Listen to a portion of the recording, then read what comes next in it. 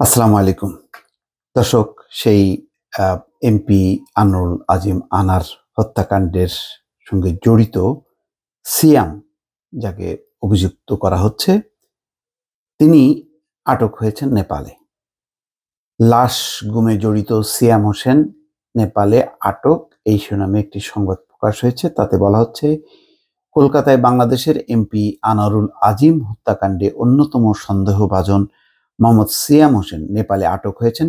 বৃহস্পতিবার নেপাল পুলিশ তাকে আটক করেছে বলে কাঠমান্ডুর একটি কূটনৈতিক সূত্র প্রথম আলোকে নিশ্চিত করেছে। সিয়ামকে দেশে ফিরিয়ে আনার জন্য ইতিমধ্যে বাংলাদেশ দূতাবাসের পক্ষ থেকে কূটনৈতিক যোগাযোগ শুরু হয়েছে বলে জানা গেছে।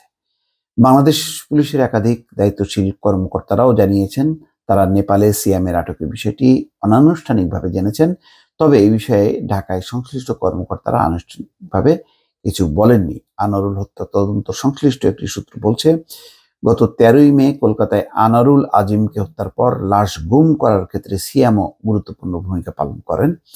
এরপর তিনি কলকাতা থেকে নেপালে চলে যান। এই হত্যার মূল পরিকল্পনাকারী হিসেবে পুলিশ যে আখতারুজ্জামান ওরফে শাহিনের কথা বলছে, তিনিও 20 মে ঢাকা থেকে দিল্লি হয়ে কাঠমান্ডু যান। পরে সেখান থেকে দুবাই হয়ে যুক্তরাষ্ট্রে চলে যান। কাঠমান্ডুতে আটক সিয়ামের বাড়ি ভোলার বোরহানুদ্দিনে তিনি আখতারুজ্জামানের সহকারী হিসেবে কাজ করতেন বলে তদন্ত সংশ্লিষ্ট পুলিশ সূত্র থেকে বলা হচ্ছে। আনোয়ারুল আজিমকে খুনের ঘটনায় ভারতের কলকাতার নিউ টাউন থানায় সেখানকার পুলিশ একটি মামলা করেছে। আবার ঢাকায় শেরেবাংলা নগর থানায়ও আরেকটি মামলা করেছে তার মেয়ে, আনারের মেয়ে মুমতারিন ফেরদৌস ডরিন। পারস্পরিক তথ্য বিনিময়ের মধ্য দিয়ে ঢাকা মহানগর গোয়েন্দা পুলিশ ও কলকাতা পুলিশ মামলার তদন্ত করছে। এই ঘটনায় ঢাকায় 3 জন এবং কলকাতায় 1 জন গ্রেপ্তার হয়েছেন। এই অবস্থায় আটক সিয়ামের বিষয়ে নেপালের সঙ্গে কলকাতা পুলিশও যোগাযোগ রাখছে বলে কাঠমান্ডুর একটি সূত্র জানিয়েছে। তবে এই মামলার গুরুত্বপূর্ণ আসামি শিমুল ভুইয়া সহ 3 জন ঢাকায় গ্রেপ্তার হয়ে রিমান্ডে আছেন। তাদের কাছ থেকে তথ্য যাচাই বাছাইয়ের জন্য সিয়াম হোসেনকে দেশে ফেরানোর লক্ষ্যে বাংলাদেশের দিক থেকেও যোগাযোগ করা হচ্ছে বলে জানা গেছে।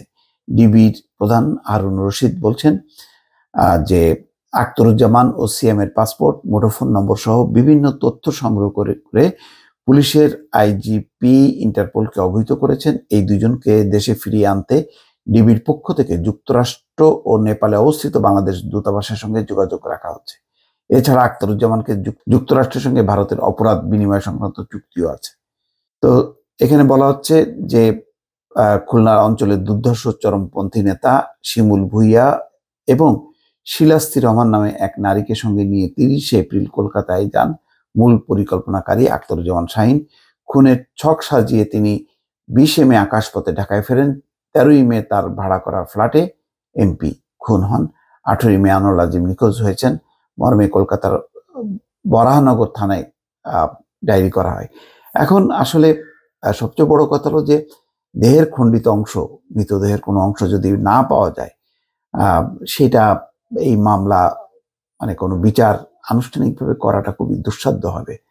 তো এখনো পর্যন্ত সমস্ত অপরাধী, মূল অপরাধী আখতারুজ্জামান শাহিন, তিনি মার্কিন যুক্তরাষ্ট্রে আছে, তাকে ধরা, তারপরে দেহের অংশ উদ্ধার করা, পুরো বিষয়টা বেশ জটিল। এইগুলি যে কবে কখন কিভাবে শেষ হবে এটা কেউ আসলে বুঝতে পারছে না। বলা যায় যে যারা তদন্ত করছে তারাও এক ধরনের চোখে মুখে অন্ধকার দেখছে। দর্শক ভালো থাকবেন, আল্লাহ হাফেজ।